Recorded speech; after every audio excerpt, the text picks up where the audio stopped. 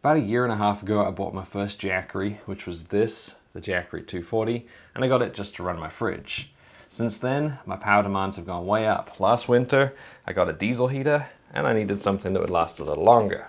So I got this, which is the Jackery 500. This ran my diesel heater, and now that I got a propane heater, it runs that, and it'll run it for a couple of nights. Last summer, however, my power demands increased once again when I got my drone and my drone license for the channel. While creating videos for the channel, I have my 3 drone batteries on constant rotation, easily charging each of them twice a day. So I've got to go through 6+ drone batteries every single day, and that's where this monster comes in. This is the Jackery 1000. In this video, I'm going to go over why you might want to pick a Jackery. I'll also talk about some of the features, the charge times, and the strength that this has over the other two. If you're interested in comparing the other two, the 240 and the 500, I did a video back in the spring on those two, and I'll put a link to that in the description. First thing you probably notice about this is that it is a monster. This thing takes up quite a lot of space, but it also has a lot of power. Inside here is a 1002 watt-hour battery, which is equivalent to about 80 amp hours, and you'll get about 95% usage of those 80 amp hours. So that's enough to run something like a 12-volt fridge, a CPAP machine, or a diesel heater for several days in a row. On the front here, you have a 1000 watt pure sine wave inverter. So it's a really high quality inverter built into this. And this one comes with 3 outlets, unlike the other Jackery models, which only have the one. Although with any of them, you can use an extension cord with multiple outlets on. This also comes with a 12 volt outlet, which is the standard cigarette lighter style outlet. And then you have 4 USB down here. You got 2 USB-C and 2 USB-A, and one of those is going to be a fast charge USB outlet as well, which would be nice because my wife can keep her Nintendo Switch charged. It also comes with a flashlight on the side, which makes this the biggest and heaviest flashlight you can buy. On the front, you also get a little display, which is one of the things I like about these Jackery battery packs. If you compare these to some of the competition, some of them don't come with a display on here. It's nice to have it because it shows you how much battery charge is remaining in terms of percentage. Also shows you you've got input and output on this side, and you can figure out how long it's going to take either to fully charge or fully discharge based on the amount of watts in or out. And to do that, you take the total capacity in watt hours, so around 1000, and you divide it by either the input in watts or the output in watts, and it'll tell you how many hours of charge are either remaining or how long it'll take to charge. But you may be asking, why pick something like a battery pack at all? Why not do a second battery or dual battery setup? Normally this is priced at about $1,000. It does go on sale fairly often, and anytime it is on sale, I'll post those sales and I'll post the links to it on Overland deals on Facebook, so check that out if you want to keep track of the prices. But at around $1,000, you're looking at the kind of price point where it may be worth doing a dual battery setup instead inside your vehicle. For a lot of people, that is the way to go. I see this, the Jackery, or any kind of battery pack, as suitable for 2 types of people. The first is for people who just don't want to deal with wiring. This is a really simple and easy thing to do. You buy it, you're done. There's no wiring to run through the vehicle. You don't have to worry about charge controllers. You don't have to worry about displays set up anywhere, where you're going to have outlets in the vehicle, where you're going to put various pieces of equipment inside the vehicle, mounts, brackets, that kind of thing. This is an all-in-one package. It's easy, it's done. You pay the price once and you've got everything you need.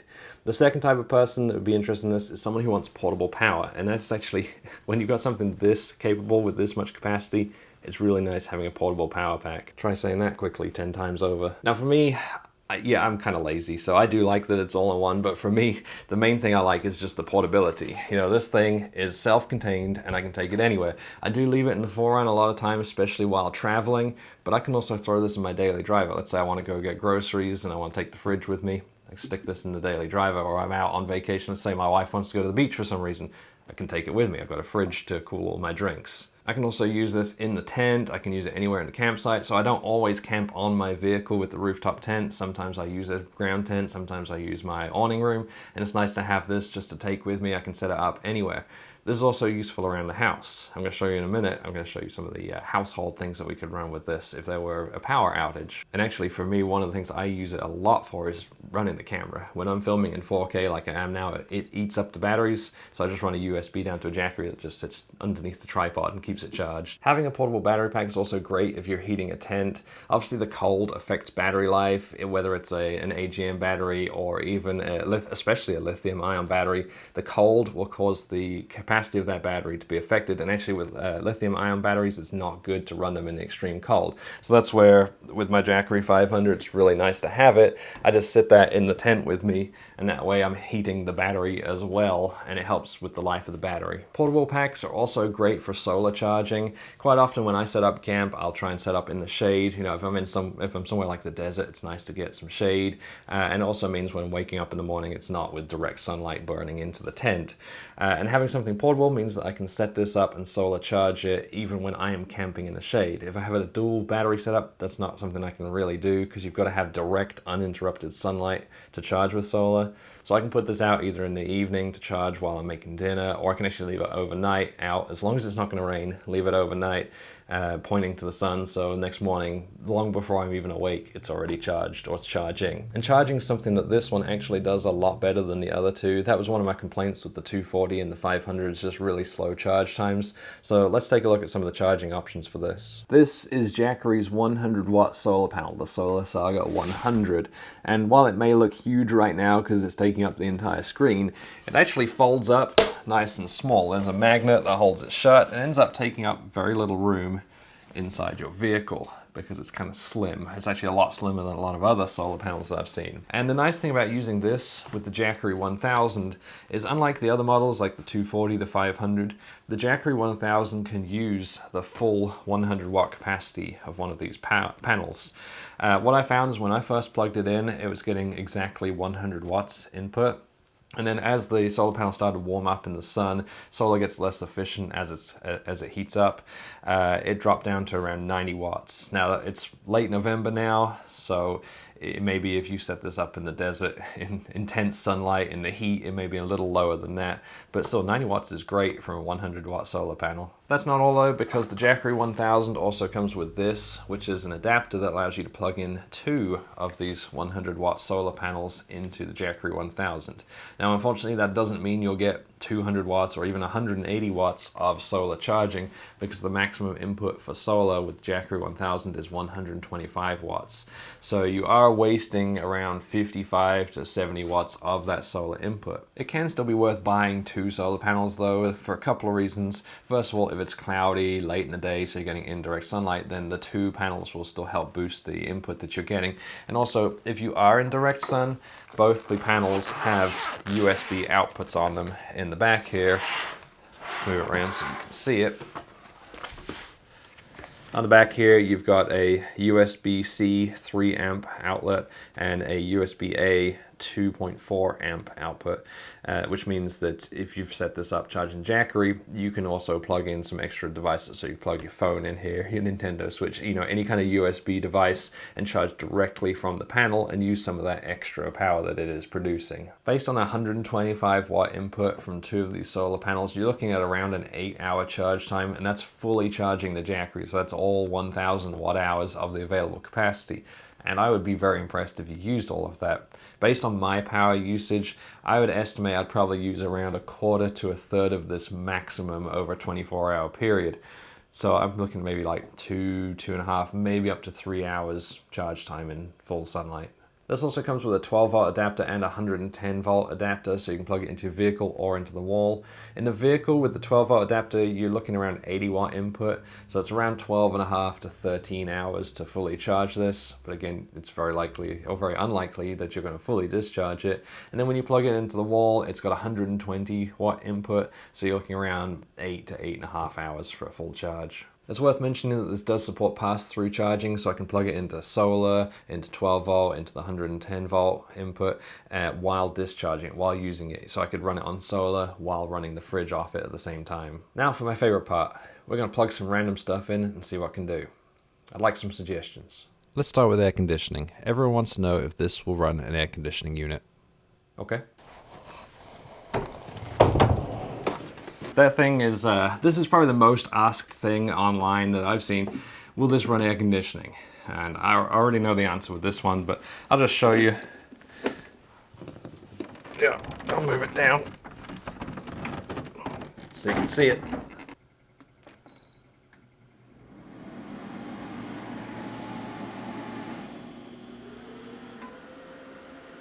So that's a no. It won't run this one at least, and I could have told you that before I even plugged it in. This is a 12,000 BTU unit, and it pulls around 1,400, in fact closer to 1,500 watts. This thing's good for about 1,000 watts, just a little over 1,000 watts constant pull. So no, it's not going to run that. However, this will run a smaller window unit. So you've got like a 5,000, 6,000 BTU window unit. This will run it, especially if it's one that's going to have like a, I can't remember the name for it, but it's like it gently pulls the power at the start, like it doesn't spike, which will trip this. Now, even though this will run the small 5,000 BTU window units, it's really not worth getting for that purpose because they pull about 500 watts, and this thing would last under 2 hours with that.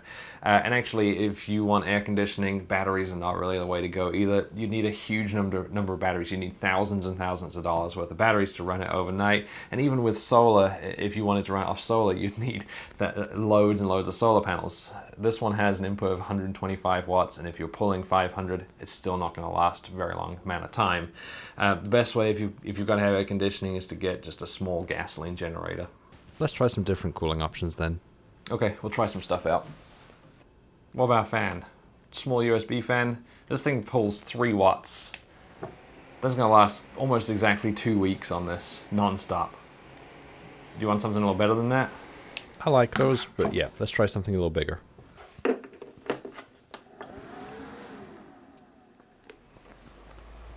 Yeah, no problem.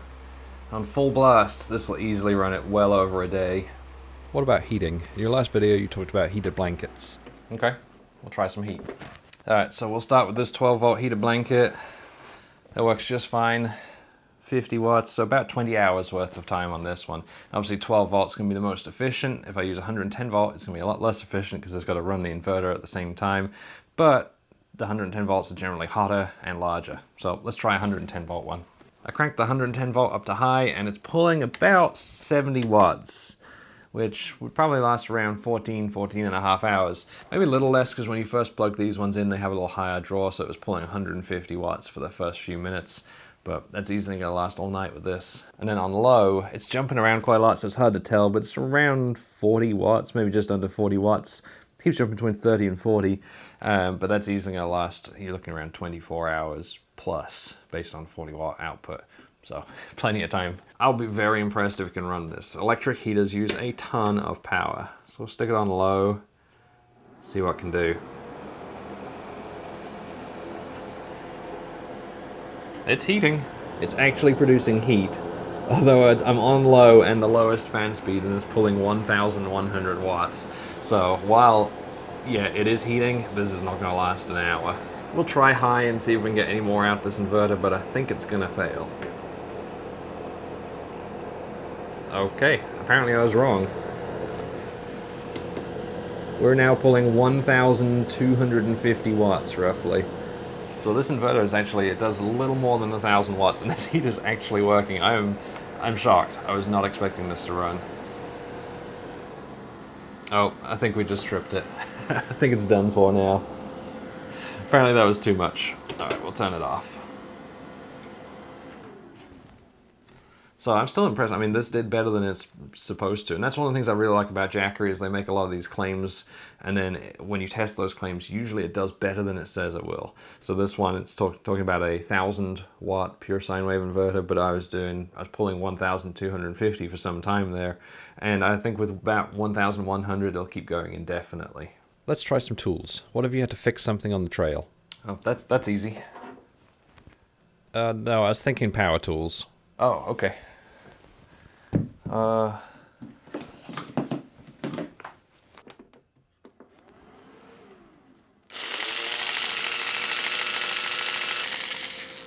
That's great, but what if you have to fix something big?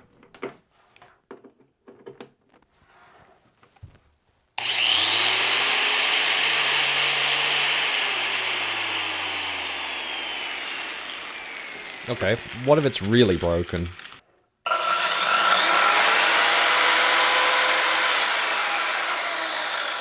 Can you use an air compressor with it?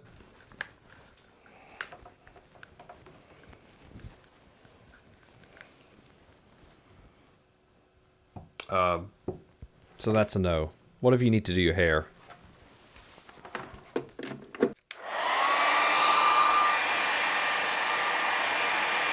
I'm actually surprised how long this kept going. I thought it was going to trip off because it was pulling over 1300 watts, and the heater tripped off at 1250. So I don't know why it kept going. Maybe the heater had a spike where this one didn't, but it worked just fine on high, on the hottest heat. You mentioned using it as a backup source of power. Let's try some household stuff. Okay, we can try that. Now, I'm not truly suggesting you take all of this stuff camping with you. I'm just testing out some household items, so if your power went out, you know what you can do with it. So we'll try a toaster first. I mean, I guess you could take a toaster with you on the trail if you really, really wanted your toast or you wanted to warm up your Pop-Tarts. You've got it. And it's pulling about 750 watts, so this can handle that just fine. I'm going to stop that, and we'll try out the microwave. And this is obviously going to be a bigger advantage if the power goes out at home, because you can heat up some of your microwave meals. So let's plug this in, and I'm going to take a look up here. We'll just heat it up for, 30 seconds. What are we pulling? Around 1200 watts again. So that's kind of close to the maximum that this could handle. This microwave, I think, is a 1000-watt microwave. If you had a more powerful microwave, then obviously it would struggle. But the cheaper ones do just fine. Alright, so I know I can heat up my Hot Pockets now. The last thing to try out is going to be this electric griddle. I don't think it's going to be able to run it, but you know, if your power's out and you want some scrambled eggs, you want some fried eggs even, this could be pretty useful. So let's see what we can do. So it's immediately on. This thing comes on automatically. At the moment I've got it on 200. And it is pulling, 1300 watts. I think this might be one of the ones where it's either on or it's off. So even if I've got it set to 200, it's going to pull the same amount of power as if I had it set to maximum. So if it can handle this, we'll have to crank it up and see. No, that's it. It's cut out. It got a little bit warm, but that's too much for it. It can't handle an electric griddle, at least not one this size. If you had a small one or like a little George Foreman kind of thing, I think it could handle that. If you're going to use this as a source of backup power for your home if the power goes out, then the most important thing it can run is going to be your kitchen fridge. Sure, it's nice to be able to run a microwave so you can warm up some meals, but this is what's going to stop all your food from spoiling. Right now, I've got it plugged in and it's pulling just 5 watts, but that's just the basic functions of the fridge. If I open the fridge doors, the lights come on, the ice dispenser still works.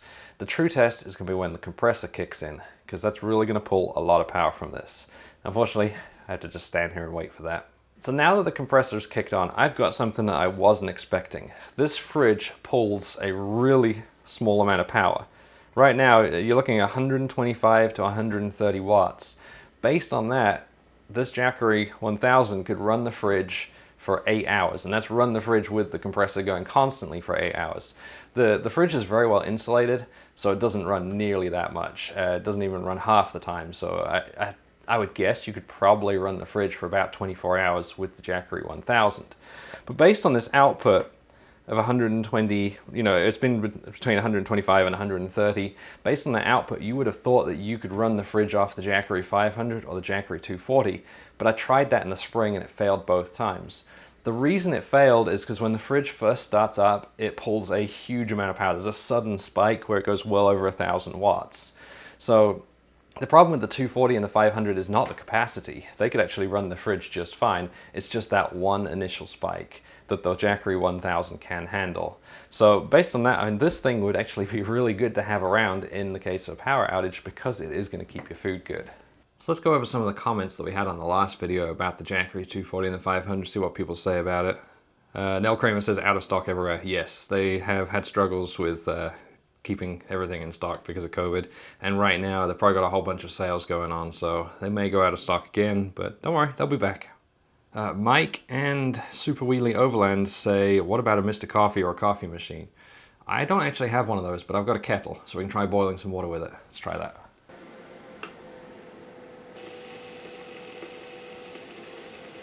Yep, I think this is it. It just quit. I think maybe it may depend on what you're using. Obviously this is quite a large kettle. If you've got something that's a little smaller, designed for a little less water, then it may be okay, but you're pushing it. Michael says, is it possible to charge an e-bike battery? Yeah, you can charge any battery with this, anything. I mean, it doesn't matter what it plugs into, USB, 12 volt, or even into the wall. You can charge anything with it. Now obviously an e-bike battery is going to be It probably has about the same kind of capacity as this, so you're not going to be able to fully charge it, but you can add charge to it. I mean, you could charge a Tesla with this if you wanted. You're not going to get very far. It may give you an extra mile or so, but you can charge anything that you can plug into a wall. Pete says, curious if it'll run a vacuum packer. I don't know what that is, sorry. Oh, Bill here actually made a suggestion. It says, have you tried charging the Jackery from the 110 outlet in the back of your 4Runner? No, when he made that suggestion 3 months ago, I had not. Plugging in the 110 outlet, actually, it saved me a lot of time in charging, so thanks, Bill. So Evan here is sharing some real-world examples. I like this one. So for CPAP users, he's got the Jackery 1000, and it says when he's using the 12 to 24 volt power supply, it's about 7 to 10% per night using with the humidifier on, so that's worth knowing. Dave says you can't boost a car battery. Well, you can't jump start a car battery with this. Technically, you could actually charge a car battery with it though. Yumi Emu says, do you have to use Jackery solar panels or can you use other brands that are waterproof? So that's worth noting about the solar panels from Jackery is they are not waterproof, or at least they're not rated as waterproof, but you don't have to use those. You can use ones from other brands. Michael says, you're camping out, if you're so vain about your appearance, wear a hat. So I think he's referring here to the hairdryer probably.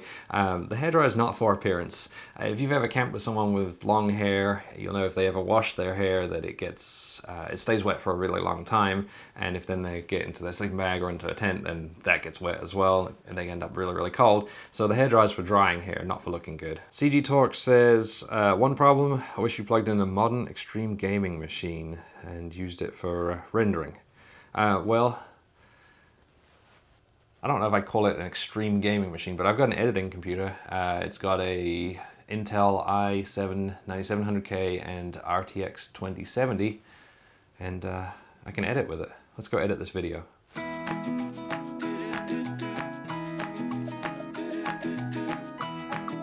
So I'm not finished, but this thing has a fan going in to help keep the batteries cool while it's drawing a lot of power, and it's quite noisy. If I switch over to my microphone over here, you'll probably hear it in the background. So I'm gonna have to shut down the computer, plug this back into the wall, and go from there. But I've been running for, I want to say, close to an hour and a half, and I'm down to about 80% battery. Based on the pull that it's got here, I think it should last around 5 hours. Hopefully you enjoyed this video and you found it useful. If you did, make sure you give it a thumbs up and subscribe to the channel for more reviews on things like this and more travel videos. Thanks for watching.